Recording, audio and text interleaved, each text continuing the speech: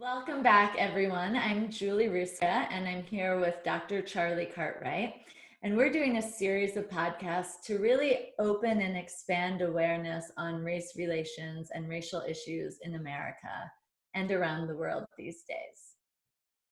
Awesome, Julie. It's great to be back again with you, and I'm excited for our discussion this afternoon. Yeah, so we were just talking about some interesting things that have happened in the past with some of your friends that are Black that live in different countries and their experience in America.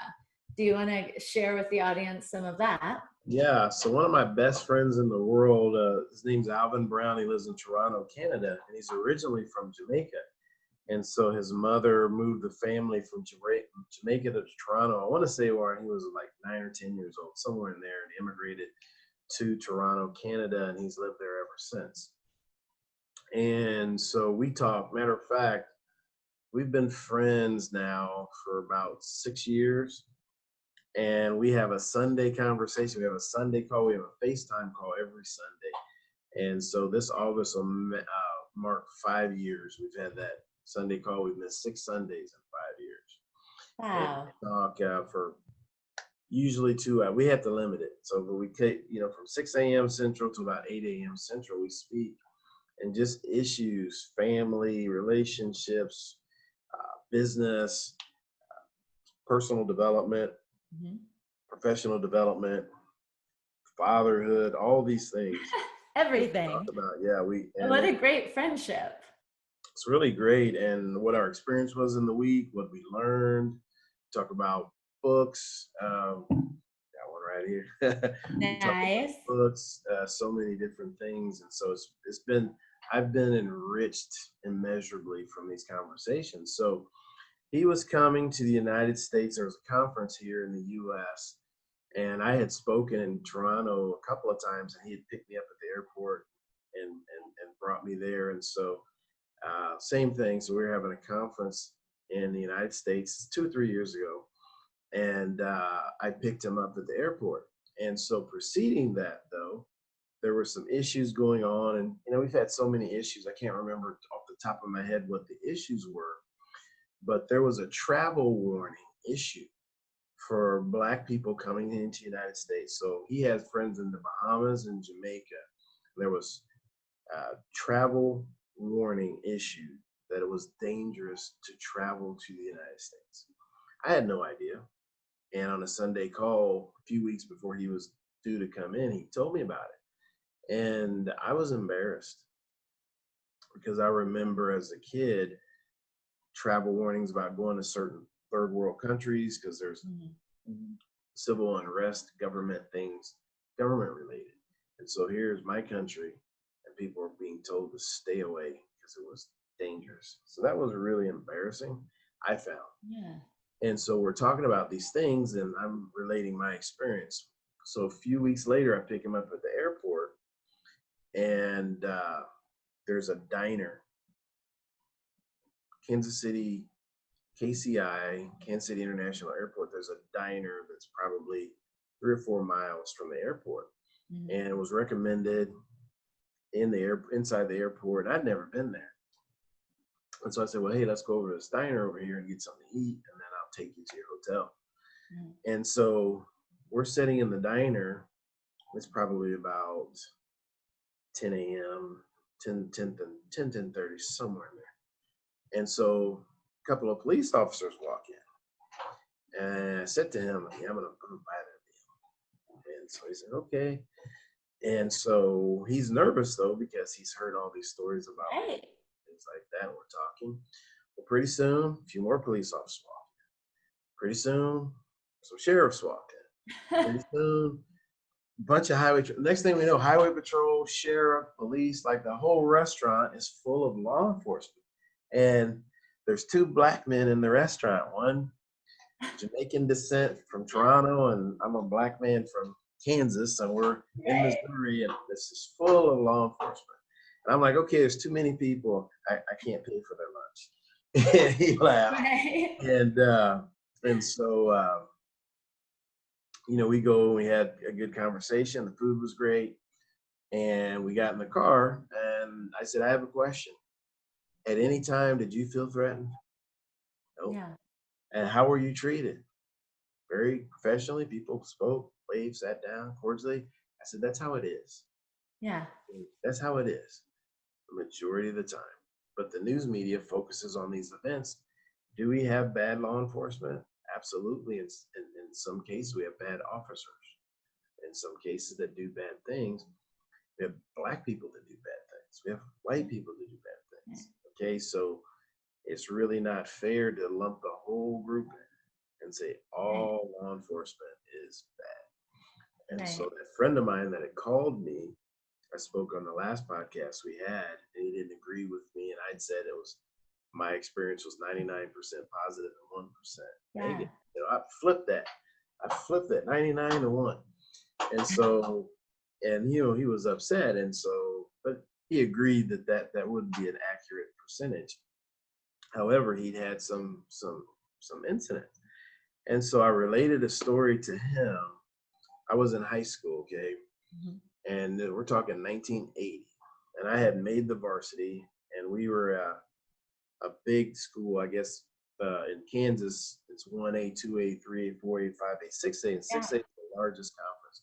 So we were a 6A school. We had one high school, and we were a really good football team. However, there were only 4 black kids on the team. Mhm. 3 were seniors, and I was the only sophomore, but I was the starter. And we were home game, and Yeah. we're in our uniforms. We're getting ready to go out and warm up. And head coach comes out of the office and says, all right, I need to see Randy, Fred, Calvin, and Charlie in my office. And so Calvin was one of my best friends at the time. He says, oh, why is he only asking about the black players? Why is it only black people? He's vocal. Right. I want to see the black players only. Like, he is mad. Right. So we get in the office and close the door where it's glass all around, so you can see into the office. Right. Everybody's in their full pads. We're getting ready to run out. Mhm. He says, well, guys, I don't know how to tell you this. But he said, there have been death threats against all 4 of you all week. And if you don't want to play tonight, I understand. So I'm scared to death. I'm 15, Oh my gosh. scared to death. So I look, and so Randy, immediately, I'm playing. Fred, oh, I'm playing. Calvin, I'm playing. So they look at me. Well, I didn't want to play. There's no Right. way. You're like, forget this. There's no No way I was football going to game is stand worth there my and play, life. right? I did not want to play. I was afraid. And I said, I'm playing because there are seniors I looked up to, right? Yeah. And so I've never been before or since scared to death walking out on the field. I was scared to death. Didn't know it was going to happen. And back Right. then, there's no law enforcement on the sidelines. Nowadays, it's common to have some law enforcement presence. Right. But back then, there were the teams and the cheer coaches and the cheerleaders. That's it. No one, Yeah. everybody else in the stands. So the other team kicked off to us, and I'm getting ready to go in. But I'm afraid, scared to Yeah. death. I'm 15. And I look to my left, there's a police officer standing. Oh man, never seen that before. I look across the field at the other team, police officer on either side of their team. I look down at the end of our sideline, police officer. There's a street out by the stadium, this road, there's a fence. Outside the fence, I see a police officer standing there. He's looking around like Mhm. this. I look up in the stands, I see police officers. I look in the parking lot to my left, I see police officers. I look at our home stands behind me, I see police officers. Mhm. And I looked back, but the police officer was standing less than 10 feet away from me. He gave me the nod, like, I got you. I'll never forget that. That didn't make the news. No one Right. even knew about it. I told my mother about this maybe 3 weeks ago. She's mortified, right? Wow. Nowadays, everybody be afraid of Right. you. You can't play. We're not, like it would have been, but coach gave us that decision. But they were all white officers. Mhm. They weren't just standing there. They were looking around. Like they were all had their head on a swivel. And I was just there to play ball. Yeah. And I played safely because there were a lot of white officers that didn't know what was going to happen that night, right? Right. But they were ready. And they had your back. Had my back. They're there to defend us. protect and to serve. I guarantee you all those men weren't perfect then, probably not perfect now. They are doing their job. Nothing happened. If somebody was at that game with bad intentions, they looked around and said, I don't think so. Right? Right? Right. What happened? That's a true story. That's 1980. But that was the environment back then. I mean, once again, I didn't go home and say, hey, they had death threats against us. I didn't say that because it was just part of society. It was a normal thing. Okay. Which is such a shame. It's a shame, but that's how it was. People don't understand. I talked to Randy about it because I hadn't spoken about it in years, and I actually called him and thanked him because I never thanked him for his leadership. And I didn't want him to go to his grave not knowing that, hey, when I was that age, I looked up to him as an athlete. He didn't even remember the incident. Wow. I can forget something like that. Calvin remembered, Randy didn't.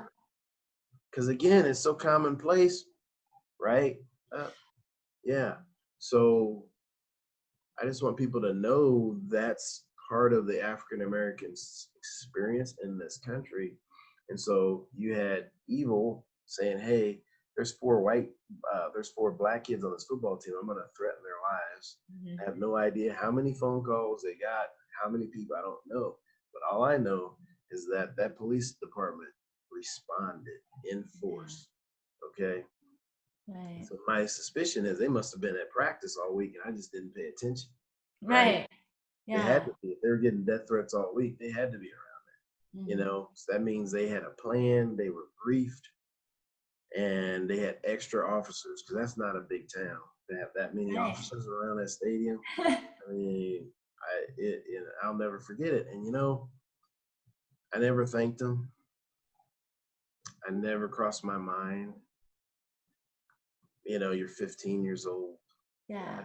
There's no disrespect on my part that didn't mean to be disrespectful, not being grateful because I am to this day. But I've not publicly told this story until right now, but that happened.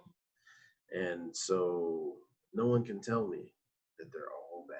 It's not true. It's just right. And it goes to show again, like in these situations with police brutality, yes, there are terrible policemen, white, black, it doesn't matter. It's not a color, it's a character, right? And so it's that way with all professions. There are great teachers and there are terrible teachers. You get into like the scandals in the Catholic Church, right, with priests. Well, one or two bad priests doesn't mean that the whole religion is bad, but yet we jump on that, don't we? Like society just jumps on these issues and then it's like all or nothing.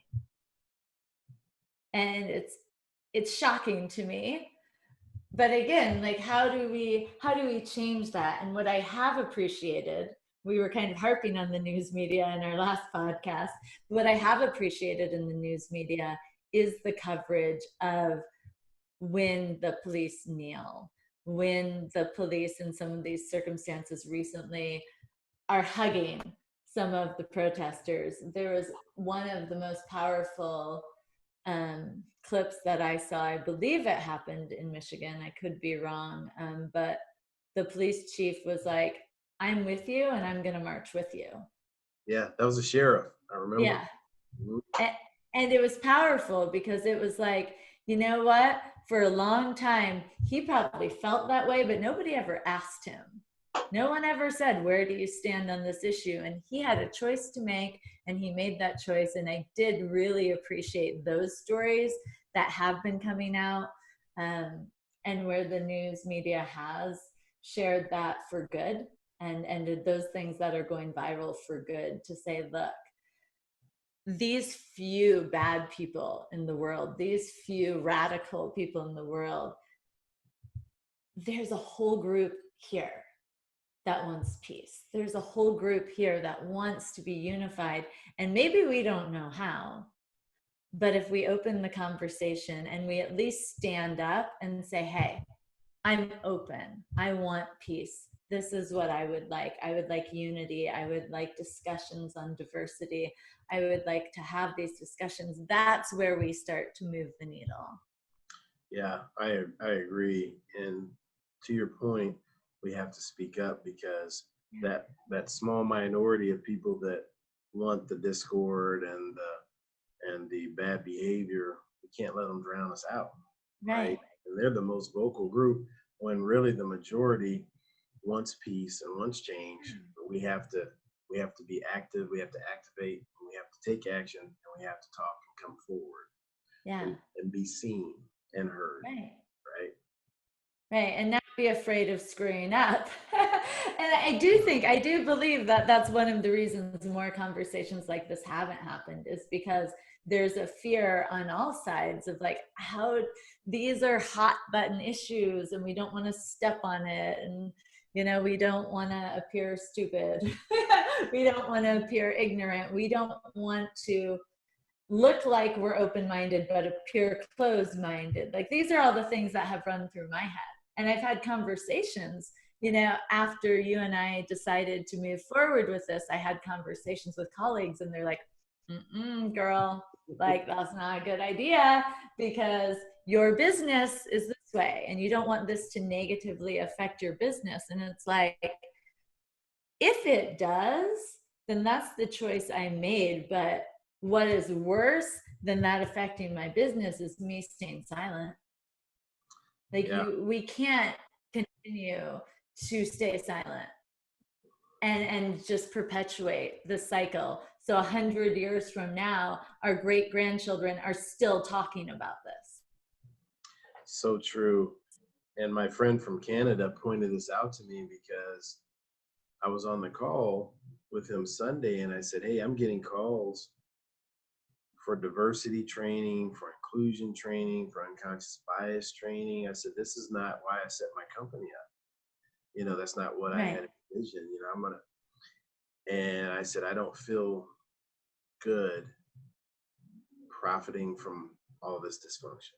Yeah. Right. Right. And he said, listen, he said, Martin Luther King was a preacher. Mm-hmm. Gandhi was a lawyer. That's not what they had envisioned, but it was what was needed. He said, at the same time, you have the experience, you have the expertise, you have the knowledge and background, you've done all the work. You're the person to deliver the training. Yeah. Right. I'm like, that's true. It's very true. So I'm not going to stay silent because I don't want my grandkids asking me that question. Hey, what were you? Oh, I didn't want to. I was afraid about my business and this and that. And they're like, what? Right. Who are you? Right. Like, how selfish is that? Exactly. My aunt, I was so proud to find out, she's long gone, but one of my aunts participated in the Million Man March. And I was so proud. Oh man, she marched with Dr. King. Some little gal from Kansas made her way to Washington, D.C. under those circumstances, because there was real threats, real violence towards peace.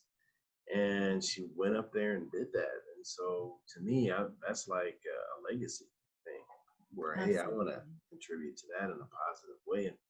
And again, my goal is to bring people together. And if someone has a problem with that, that's really not my problem. Right. Right. You know what I mean? If someone doesn't want to do business with someone because they're peaceful, okay, that's fine. Right. Like, yeah, the question is, do you really want those people to be to be there? At the same point, like, I know that I have friends that are racist. I know that. And I'm not going to, a lot of people go, oh, you should unfriend those people. You should block them. You should stay away from them. Then how am I helping them? How am I helping them? How am I helping the world if I just say, I disagree with you, you're not good, I'm not going to interact with you? Like, that's one of the main problems here, is that we're so quick to judge instead of saying, hey, let's take the time to investigate this.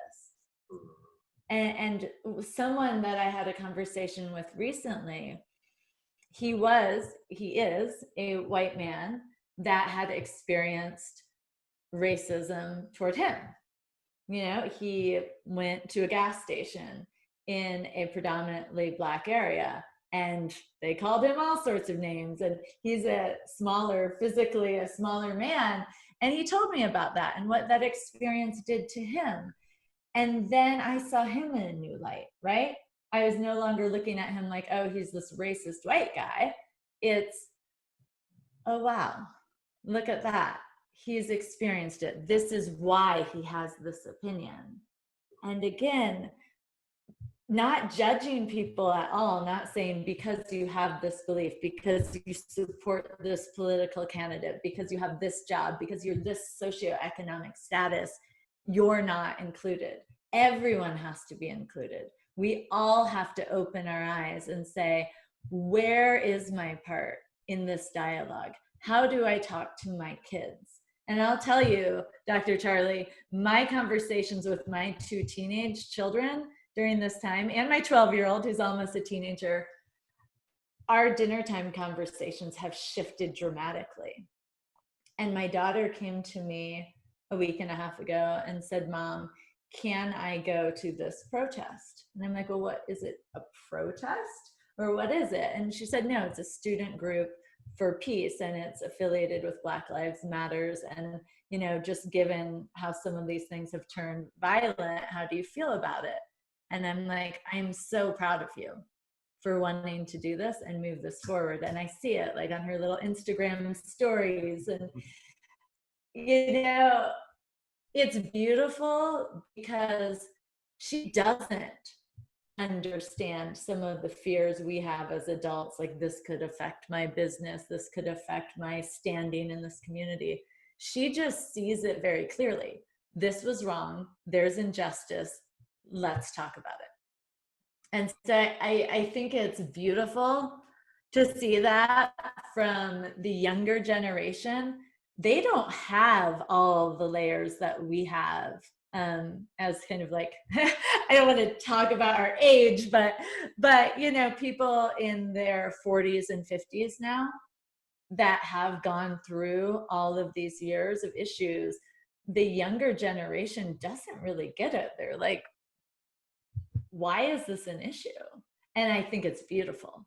I think it's beautiful. So that's some of the change that's already happening. But on our level, it is. It's about opening the awareness, having the conversations, and getting to the bottom of why we feel the way we feel.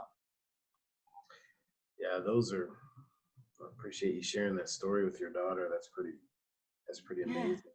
And it does, a lot of things come down to how we were raised, right? And we have to give people some grace when it comes to that. It's one of the things I teach with unconscious bias training is I teach where beliefs come from, right? Why do I believe this? Well, where do they come from? And so when we're growing up, we're acquiring all these beliefs, right? Some directly, some indirectly, but we're acquiring all these beliefs.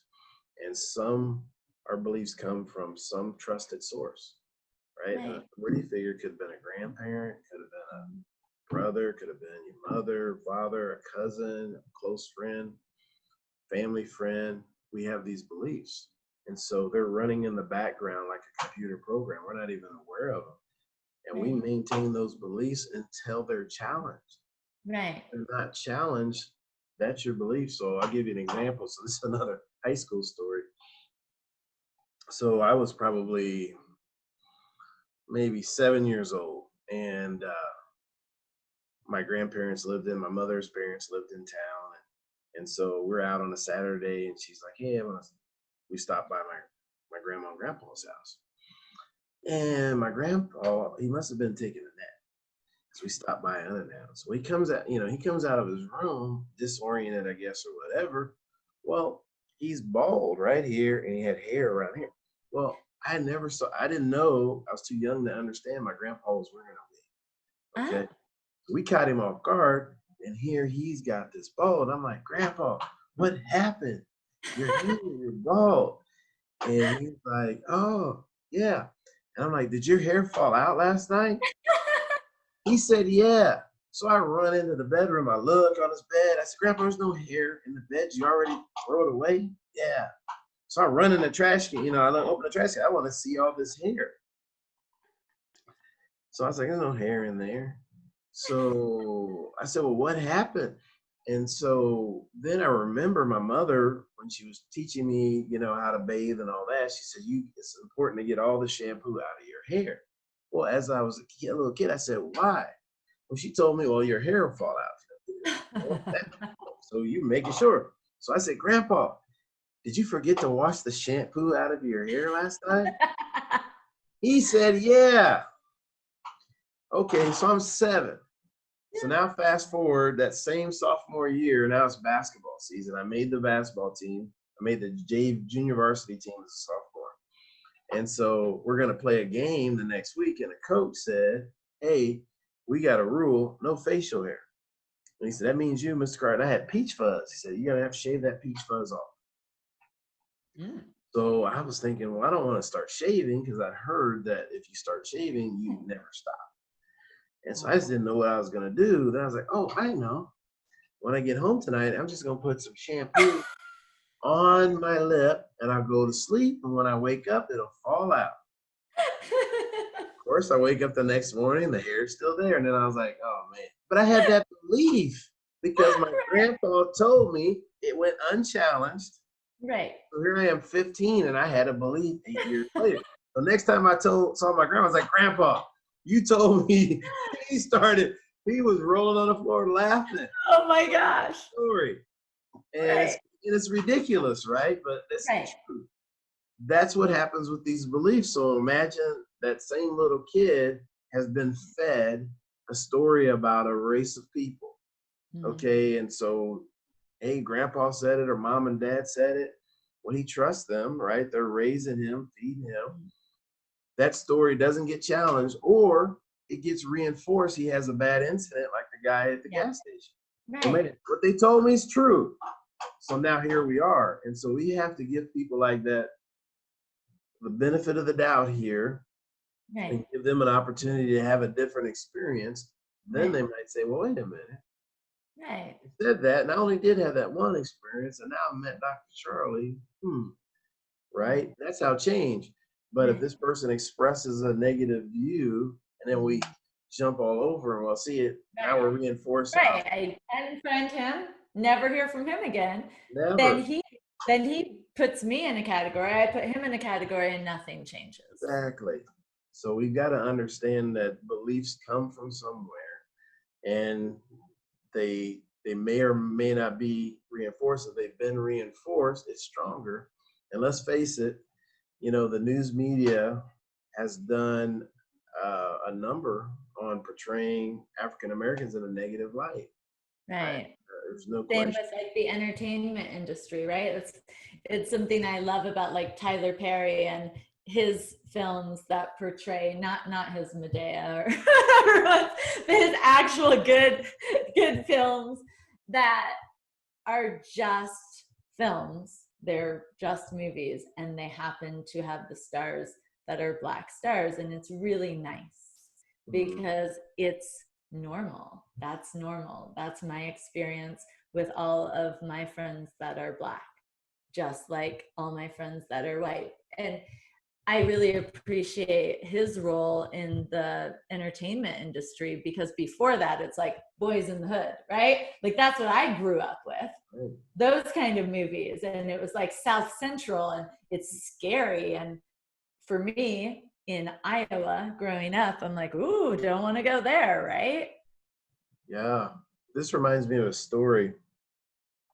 So one of my best friends lives in La Vista, Nebraska, just a suburb of Omaha. And I played college football with him at the University of Nebraska. He was our fullback. And he grew up in rural Nebraska, western Nebraska, way out. I mean, he grew up with no Black people, okay? And he's telling me this story. So he said he said, Charlie, he said the people weren't prejudiced out there. He said, I just felt like they were ignorant. They didn't know. Right. They just didn't know. He said, no one would bother you if you went out there, but he said they were just ignorant. They didn't know. So he didn't know. Now all of a sudden he's at the University of Nebraska, and probably a third of the team is black. And he said he had questions in his mind, right? Mhm. And he said he was in the huddle one time, and football is a rough sport, right? And so you get Right. cut, and bleed, and I mean it's every practice, every game. So he said he was standing in the huddle, and next to the halfback who was from Connecticut, another black kid, and he said, Charlie, his knuckles were bloody, and we were holding we're bending over in the huddle, we've got our hands on our knees, and he said, I look and I see his knuckles are bloody, and at that time we wore white and we had white shoes, and he said, I see a drop of blood forming and it drops and it hits my shoe. And we had these white mesh Nikes. That was what we wore back then. And he said it was red. And he said that something triggered me that I knew he's just like me, right? Like he bleeds the same as I do. And so he said Right. that moment changed him. So now go to 06, 07. He's having conversations with his teenage son about race. And he said, Charlie, my son Cameron cannot believe that we've not had a black president yet. He can't believe it. And he said, Charlie, I was stunned. He said, I was proud, but he said, I Yeah. was stunned. But then he Yeah. said, I got to thinking about it. And he says, well, all my friends are like you. He said, so here's Dr. Charlie. You got your own business. You got your doctorate. You're educated. Ron Brown's a Division I college football coach. My other friend Stan, he owns like 13 radio stations. My Mhm. other, I got another African American friend that's a principal at this school. He says, "You're all successful businessmen. You're all smart. You Mhm. are all articulate." He said that's all he's seen. So he's like, "What's the problem?" Right. Right? And so Yeah. that his Right. exposure. And so I was like, "Wow, that is a unique thing." So then of course I never thought it would happen. Boom! Then Obama was elected 2 years later, right? It Right. was like, make Yeah. so that just shows the difference in how he grew up. The Mhm. community he grew up in was predominantly white, but his father's black friends were all successful. Every one of them. Right. He's like, Right. how can we not have a leader? He didn't Right. understand. So it has a lot to do with what we're exposed to and how Mhm. our beliefs are formed. So there's no, and now he's in his 20s and everything, but you can never convince him that black people are not intelligent because he's seen it. He knows Right. that, right? There's people Right. out there that just frankly they don't know better. So Right. Right. On all through no sides. fault of their own, right? I'm not. Right. And that's where, again, judgment is judgment, hate is hate, love is love, right? We have to stop pretending that any of these issues are one sided or really clear, right? Like the situation is, we don't know. You never know until you walk in someone's shoes what they've been through. So you should never judge. And that, I think, is a really good launching off place for every conversation, to when you talk to someone and you hear something that makes you recoil and you're shocked by it, you're like, oh my gosh. And your head is like, that's racist, and you want to jump down their throat.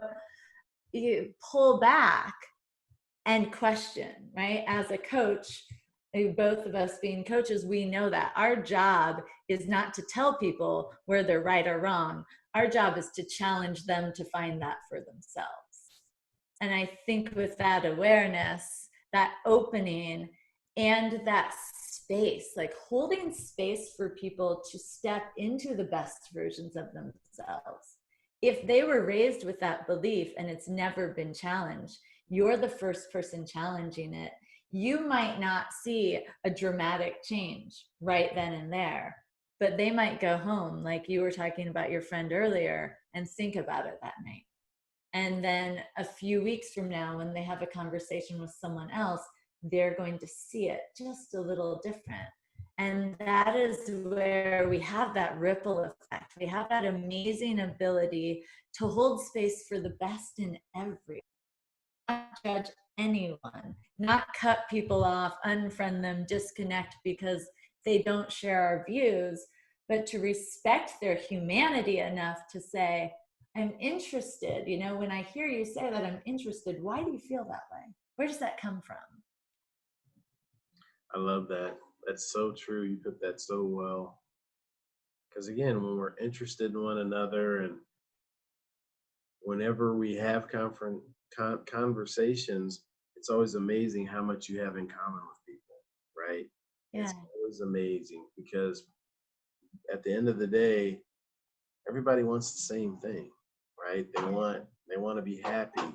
They want to live in a safe community. They want the best for their friends. They want the best for their children. They want the best for their family. Everybody wants that, right? And so when we recognize that, we can best accomplish that by coming together, Right. not living separately and with a lot of anger and animosity. And there needs to be for sure some forgiveness exercised Yeah. on both sides. And Gandhi said that forgiveness is for the strong. He said the weak cannot forgive, and it's true. Yeah. It's so true. So because I've made mistakes too, everyone has, Right. We right? all have. And so I feel good. I mean, my life, I feel super uh, good about it. And at the same time, there's a handful of things that I'd rather not be read aloud. but we all have that, and that's the beauty of, like, one of my favorite stories in the Bible and Bible verses is when Jesus drew a line in the sand and said, yet he who is without sin cast the first stone. Like, no one is perfect, we all make mistakes, but holding that space and that grace for people and saying the greater good here relies on all of us coming together, imperfect, we're all imperfect, acknowledge that, and then say, but we want the same things. We all want love. We want happiness. We want our families to be safe, happy, healthy. We want everyone. We want the best for everyone, right? And the only way we can accomplish that is by being open-minded to one another. Yeah. And I think just the vibe that we put off is really important, understanding how powerful that is. I remember there was a meatpacking plant, and I was conducting a tour. They were having some cultural issues. And I remember meeting with the head of HR, and he says, "Hey, I've got some opinions and ideas about what's going on and what the problems are." He says, "But I want your opinion." So I spent a whole day touring a couple of plants and interviewing employees. And he said, "One of our issues," he says, "we speak, like, I want to say he had like 33 languages, 33, 34 languages spoken on the plant floor." He says, Wow. he said, "I know that's a barrier." But he said, "I want to get your take." So I spent a whole day interviewing with these two plants, interviewing people. And matter of fact, it was 2 days, and talking to them. And then at the end of my visit, I sat down with him, and he says, "Well, what did you discover?" And I said, "Hey, listen, I understand that you have 33 languages and there's a language barrier, but what everyone understands is that the supervisors do not like them." I said, "That crosses language barriers. They get Wow. it." And That so he's energy. like, he kind of sat back in his chair, and he says, "You know what? I agree with you." I said, that crosses language. And so even when I was having conversations with the different employees, sometimes I had to have an interpreter. And Yeah. but they could tell that I was there in good faith and trying Yeah. to help, and that crosses language barriers too. Mm. And then I do know a little bit. I mean, like 5 words of Spanish. And so they always got a kick. Some of the Spanish speaking employees got a kick that I at least made the effort. You know, Yes. but and then they would kind of correct me. Oh, it's actually, oh, okay. So we had great conversations. And so our attitude crosses language barriers, right? What is that? There's a quote out there talking about kindness, and that's a language that the blind can see and the deaf can hear, is kindness.